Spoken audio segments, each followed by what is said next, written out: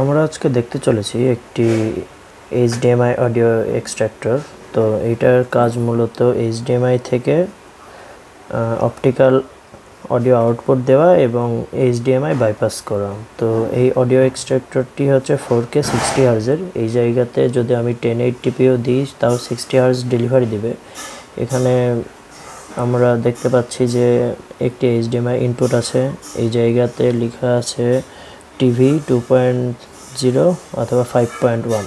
তো এইটার মাধ্যমে আমি কোনো স্পিকার যখন আমরা আউটপুট নেব সেই জায়গাতে দেখতে পাবো যে 2.0 মানে হচ্ছে লেফট রাইট জাস্ট, এবং 5.1 মানে home theatre, proper home theatre output দেবে। এবং এটি হচ্ছে 1.4 ভার্সনের। আর এই পাশে আমরা দেখতে পাবো একটি 5 ভোল্টের ইনপুট আছে, এসপিডিআইএফ মানে অডিও যেটা হচ্ছে অপটিক্যালের মাধ্যমে বের হয়, এবং আউটপুটে রয়েছে এইচডিএমআই। তো এই জায়গাতে যে এই 5 ভোল্ট ইনপুটটা রয়েছে সেইটা যদি আমাদের প্রপার এইচডিএমআই থেকে পেয়ে যায় তাহলে আমাদের এক্সট্রাভাবে কোনো টাইপ সিতে 5 ভোল্ট ইনপুট দেওয়ার দরকার নেই।